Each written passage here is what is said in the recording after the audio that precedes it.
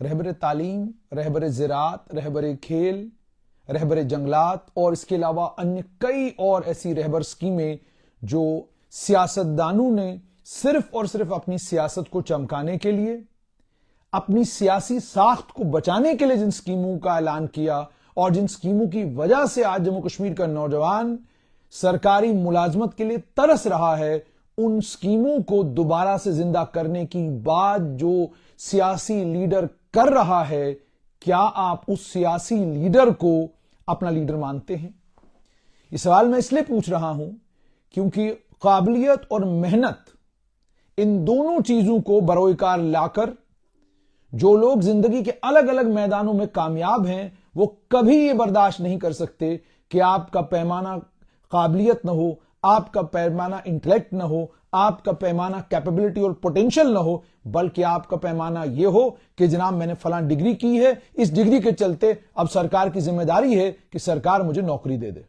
ये कहां का लॉजिक है और इस लॉजिक के पीछे क्या जहन है, ये तो हुकूमतें ही बेहतर जानती होंगी। यानी आप यहां से मुल्क के किसी भी हिस्से में गए, आपने वहां बीएससी फॉरेस्ट्री की, आपने एमएससी फॉरेस्ट्री की, तो आप क्या हुकूमत से पूछकर ये डिग्री लेने के लिए गए थे? या हुकूमत के साथ पहले आपका कोई एमओयू हुआ था कि जनाब हम ये डिग्री करके आएंगे, जब वापस आएंगे अगर आपके पास पोस्टें नहीं होंगी या आपकी अपनी नालायकी होगी कि आप कोई रहबर स्कीम निकालेंगे जिसके तहत आप हमें एडजस्ट करेंगे। रहबर तालीम स्कीम को 1999 में सुषमा चौधरी ने कंसीव किया। स्कीम का मकसद था कि आतंकवाद के कारण जो स्कूल गांव देहात में बंद हुए थे, उन स्कूलों में मास्टर जाने से कतरा रहे थे, उन स्कूलों में मास्टर जाकर नौकरी नहीं करना चाहते थे, तो हुकूमत ने यह तय किया कि एक ऐसी स्कीम लाई जाए जिसमें गांव के लोगों की मदद ली जाए और वहां पर एक मास्टर टीचर अपॉइंट किया जाए जो बच्चों को पढ़ाएगा। हुकूमत ने बरोकार यही बात लाई क्योंकि अगर आपको स्कूल में टीचर लगना होता तो उसके लिए मैक्सिमम क्वालिफिकेशन 12th हुआ करती थी। कई जगहों पर आज भी 12th क्वालिफिकेशन है।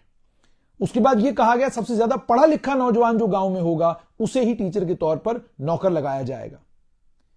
उसके बाद जो वक्तन फवक्तन ऑर्डर्स निकलते रहे। 2003 में जब मुफ्ती मोहम्मद सईद की पीडीपी और कांग्रेस की कोलिशन गवर्नमेंट बनी, उन्होंने आते ही स्कीम पर रोक लगाई, लेकिन उनके सियासी रुफका ने उनके ऊपर जबरदस्त दबाव डाला। कहा जनाब इससे बड़ा बैंक तो है ही कोई नहीं हमारे पास, यह तो सबसे बड़ा पॉलिटिकल वोट बैंक है और आपने यही बंद कर दिया। इसमें ना इम्तिहान लेने की जरूरत, इसमें ना किसी एंट्रेंस में बैठने की जरूरत, इसमें कोई मेरिट लिस्ट नहीं बनती, इसमें अच्छा जो उसके बाद कई सारे नौजवान मेरे वीडियो के बाद एतराज करते हैं और धमकियां देते हैं कि जनाब आपको कोर्ट घसीटेंगे, आपको हाई कोर्ट ले जाएंगे, डिफेमेशन करेंगे। क्या गलत बात कह रहा हूं मैं? कौन से मेरिट के तहत रहबर तालीम स्कीम में लोग मेरिट की बुनियाद पर लगते थे?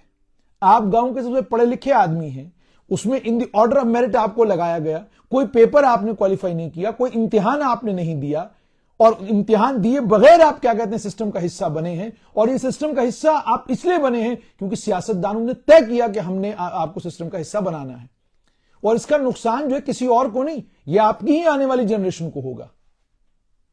यह आपकी आने वाली जनरेशन को इसलिए होगा क्योंकि मास्टर और टीचर की जो रिक्रूटमेंट थी वो जम्मू कश्मीर में लंबे वक्त तक नहीं होगी।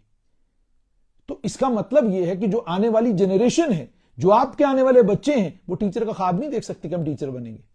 क्यों? क्योंकि रहबर तालीम स्कीम ने वो दरवाजा बंद कर दिया। अब रहबर तालीम स्कीम को जब सरकार ने बंद किया है और सरकार साफ तौर पर कह रही है कि जनाब आप अपनी कैपेबिलिटी, अपने पोटेंशियल की बुनियाद पर, अपनी काबिलियत की बुनियाद पर पेपर देकर इम्तिहान क्वालिफाई करके जो है आप सिस्टम का हिस्सा बनिए, तो अब जो लीडर ये ऐलान आज कर रहे हैं कि हम रहबर तालीम, रहबर ज़राअत, रहबर खेल और फलां रहबर इन स्कीमों को रिवाइव करें, आप खुद सोचिए कि क्या वो आपके दोस्त हैं या वो आपके दुश्मन हैं। मुझे बड़ी हैरत हुई कि आप अपनी सियासत को चमकाने के लिए, आप सिर्फ इसलिए कि कुछ बोलना है और बोलना ऐसा है जिससे नौजवान हमारी तरफ माइल हो, मुझे लगता है कि यह कोई तरीका नहीं है। कम से कम साल 2024 में अब कम से कम नौजवानों को, अब कम से कम लीडरों को, अब कम से कम ये जो हमारी आने वाली फ्यूचर जनरेशन है, इसको कम से कम सच बोलने का काम कीजिए। मेरे अल्फाज आपको कड़वे लगेंगे, मेरे अल्फाज पी जाना जरा मुश्किल काम होगा, मगर सच्चाई यही है कि आप काबिलियत और अपनी मेहनत के बलबूते पर आसमान छुएं, कोई दिक्कत इसमें नहीं। लेकिन अगर काबिलियत आपके पास नहीं, अगर मेहनत आप नहीं कर रहे लेकिन उसके बावजूद हुकूमत कोई रास्ता तलाश करती है तो वो रास्ता आपके लिए भी आने वाले वक्त में मुश्किल होगा। अब आप उस एक डेली वेजर के बारे में सोचिए, जिस डेली वेजर को इन सियासतदानों ने इंजीनियरों की मदद से सिस्टम का हिस्सा बनाया और उसके बाद इंजीनियर उस डेली वेजर से अपने घर के बर्तन मंजवाते हैं। कितने पीएचई के डेली वेजर हैं जो एक्सएनयू और एडब्ल्यू के घरों में काम करते हैं, अभी तक उनकी मुलाजमतें पक्की नहीं हुई। 60 साल की उम्र गुजर गई, कई डेली वेजर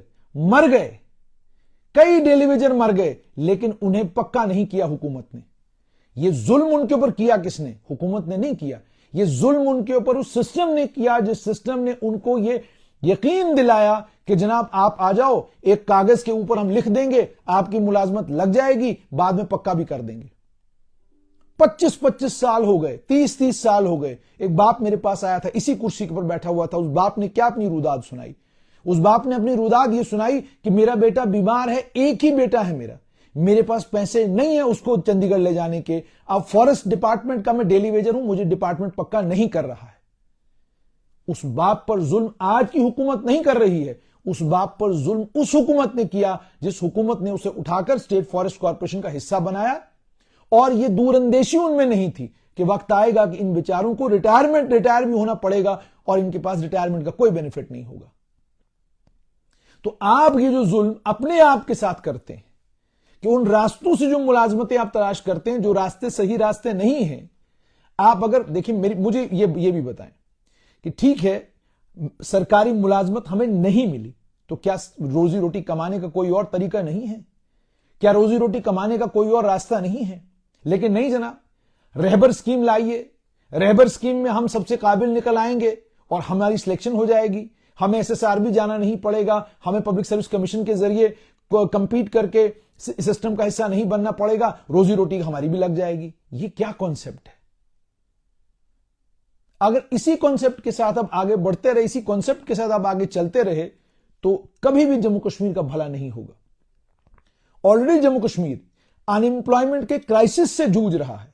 इस अनएम्प्लॉयमेंट के क्राइसिस से बाहर निकलने का रास्ता Jammu Kashmir service selection board और Jammu Kashmir public service commission और इन दोनों इंस्टीट्यूशनों के जरिए जाता है और उसके बाद बड़े पैमाने पर प्राइवेट सेक्टर के जरिए यह अनएम्प्लॉयमेंट दूर हो सकती है।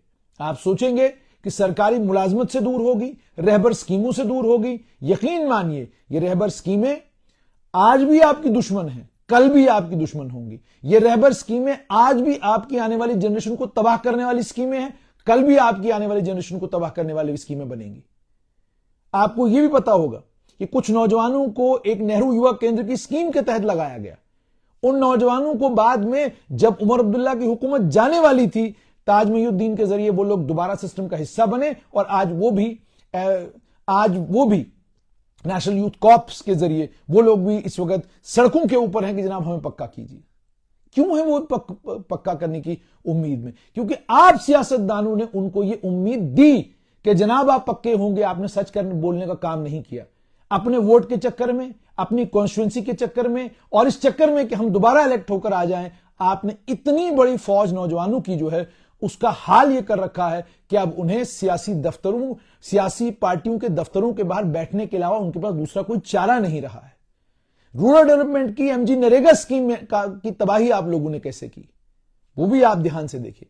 तो इसलिए मेरी गुजारिश उन लीडरान से जो लीडरान इन स्कीमों को रिवाइव करने की बात करते हैं, मेहरबानी करें। ऑलरेडी बहुत जबरदस्त परेशानी का शिकार जम्मू कश्मीर का नौजवान है। अब ये नए जो तोतमे आप छोड़ रहे हैं, तोतमे छोड़ना बंद कीजिए। आप इन्हें मौका दीजिए नौजवानों को कि ये नौजवान अपना फ्यूचर काबिलियत, मेहनत के जरिए बना सके।